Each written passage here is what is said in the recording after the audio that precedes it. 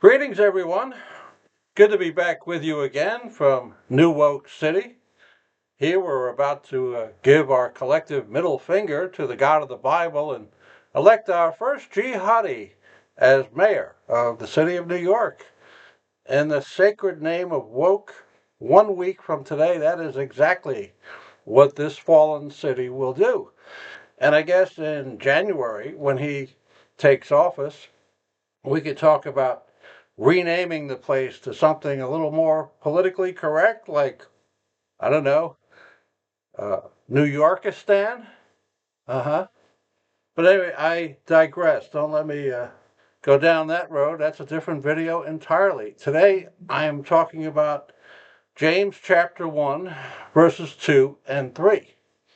Now, if you look at the letter of James, you can understand why the original easy believist, Martin Luther, I don't know if he's actually original. He pretty much stole it from St. Augustine and maybe Wycliffe after him, but the most, shall we say, important, easy believist of the last 500 years, Martin Luther. He did not like the book of James because it called him a goddamn false teacher to his face. And so he wanted to put that in a separate section. He didn't want to include that in the New Testament proper. He wanted to put a separate section which would have been deuterocanonical for James and Hebrews and the book of Revelation and also the book of Jude. He had no use for any of them because they talked about fidelity and a time of persecution. They talked about works. And the original easy believist, Martin Luther, thought works was a dirty word. He didn't understand works was pretty much works of the Torah that made you righteous, works that were performed on the high holy days. That's what the ex-Pharisee Paul was talking about. Paul wasn't talking about helping little old ladies through intersections. That's not what he meant by works. Paul, the ex-Pharisee, whenever he spoke of works, he was talking about works of the Torah that justify you before God. Something that was his job as a Pharisee. He did works at the Jewish temple that got his people right with God. And again, it's not talking about the golden rule. Works is not a synonym for the golden rule. In any case, I don't want to reteach that lesson again today. I wanted to look at James chapter 1, verses 2 and 3, because there's a phrase in that third verse which the Lord, I don't know, just brought back to my memory today, quickened me. And the phrase is the testing of your faith. The testing of your faith. Now, what is he talking about, James, when he says testing of your faith? Is he talking about your ability to maintain your belief in the gospel? Is that what the testing of your faith is talking about? Remember who wrote this letter. This is James the Just. That's what he was known as, James the Just. And he died in 62 AD, according to the historian Josephus. He was stoned to death in Jerusalem. Paul called him among the pillars of the church in his letter to the Galatians. And in his first letter to the Corinthians, Paul was careful to note that Jesus appeared to James personally.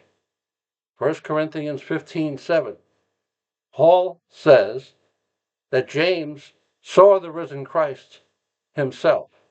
So when James talks about faith, do we have any reason to think that he's talking about your ability to believe the gospel? Did James have any difficulty believing the gospel? James, who presided over the Jerusalem Council in Acts 15 and gave the final word, James was an authority figure. And so when he writes this letter to the 12 tribes of the dispersion, Jewish Christians, he's writing within 30 years of the crucifixion of Jesus. And what is the context?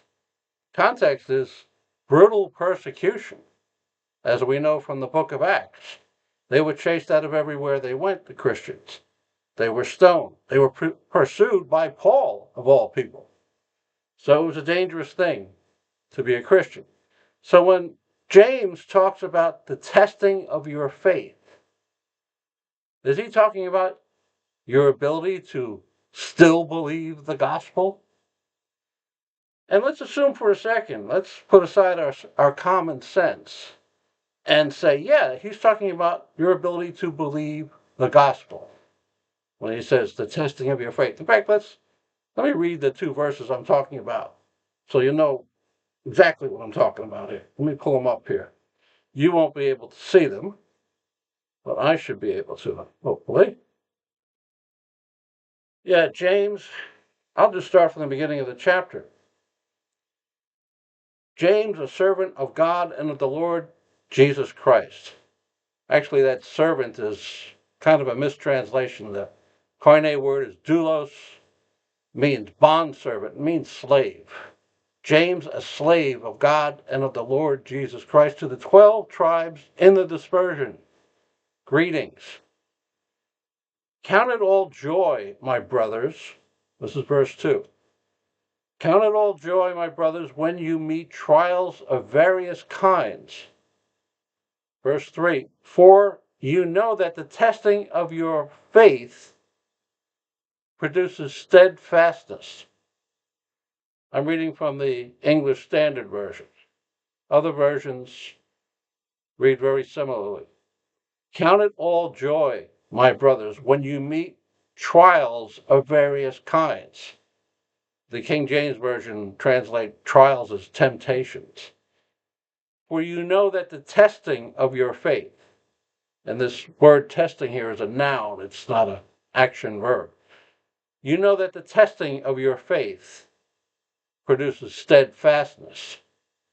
Faith itself, pisteos, G4102, is a noun, not a verb.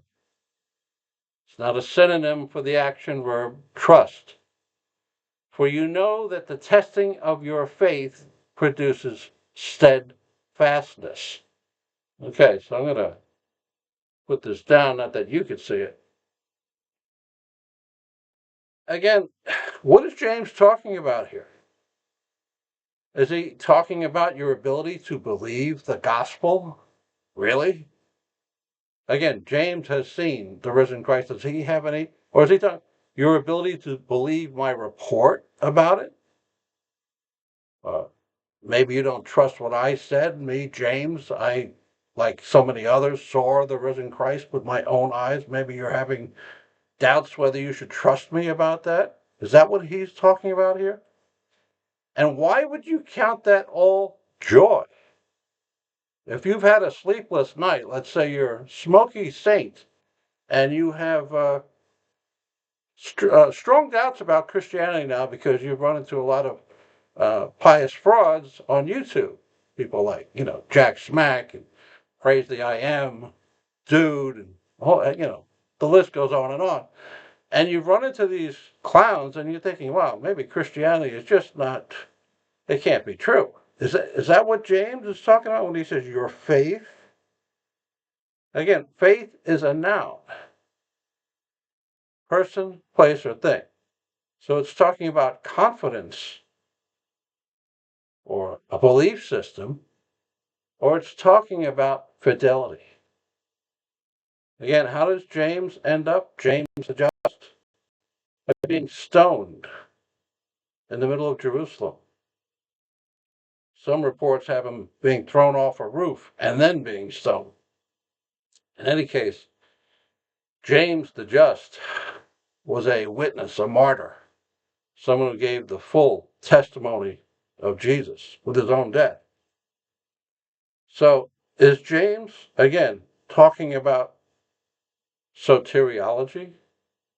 Or is he talking about fidelity?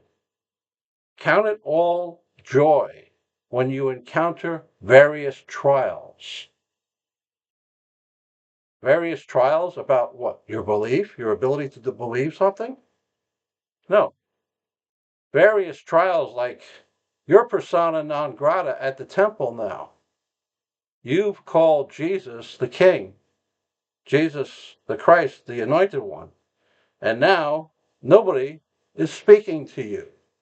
Now nobody wants to do business with you. And now maybe your enemies will report you to the Romans and you'll get thrown into the lion's den, where you'll be made sport of at the Colosseum. In any case, the trials are going to be more than simply doubts.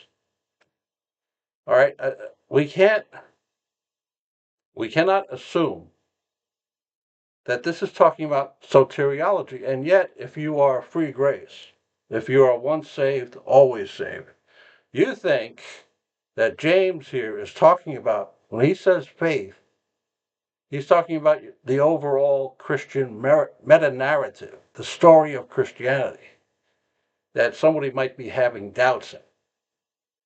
Count it all joy when you encounter various trials and tribulations, for the testing of your faith produces steadfastness. Steadfastness, what does he mean by that? Does that mean stubbornness, that you're going to hang on to the beliefs no matter what you hear later? Do we really think that's what it means? And again, to my free grace friends, my once saved, always saved friends, which are another species of free grace, what is James worried about? If, as you false prophets claim, all you have to do is believe that one time, what's James worried about? So what if you fall away? You believed that one time, that's all it took. And according to once saved, always saved, well, James was wrong when he's calling these people brothers because they never believed in the first place. So why should, if you stop believing, well, you never believed in the first place. Yeah. Okay. So again, once saved, always saved.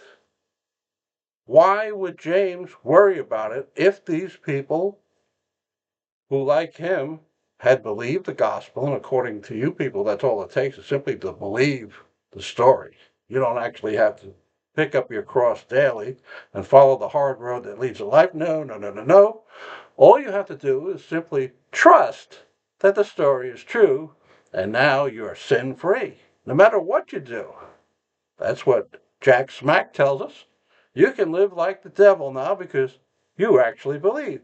Well, if that's true, what is James concerned about? And why should he care about producing steadfastness? What is the big whoop?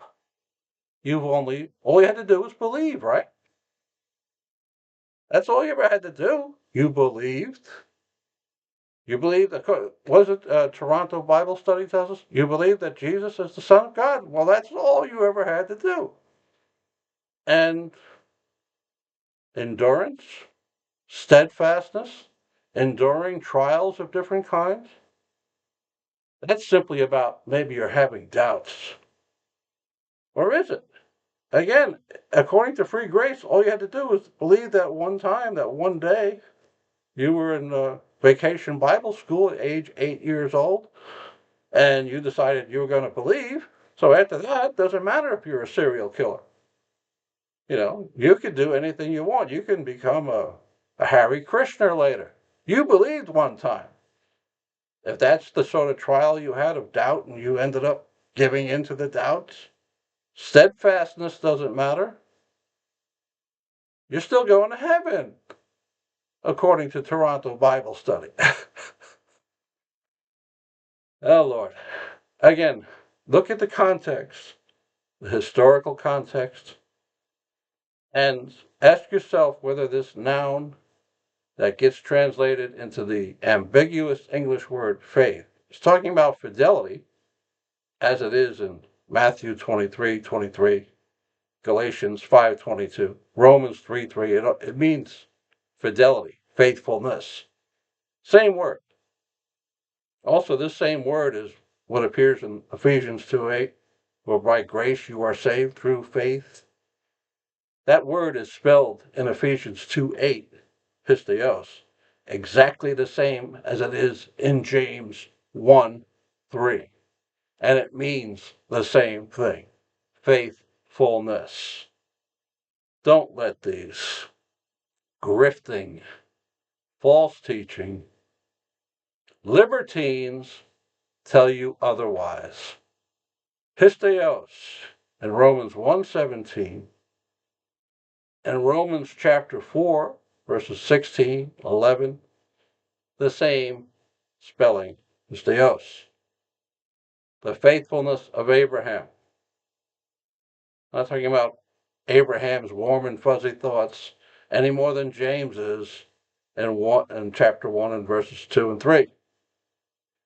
He's talking about trials of persecution because this is mid-first century Jerusalem, and it is very dangerous to be a Christian. Remember, they crucified the leader of this movement. What makes you think they were not going to do to the followers of the crucified what they did to the leader? So James says, count it all joy when you go through these trials, because it produces steadfastness. It produces a stronger, more committed Christian. Not somebody with less doubts about the story, but a more committed Christian, which is something we're going to need to be in the years to come, especially if the rest of the West follows the stupid example of my hometown. Word to the wise is sufficient. It was nice visiting with you again, and when I get a break from my studies, we'll do it again. Have a good night, everyone. Bye-bye.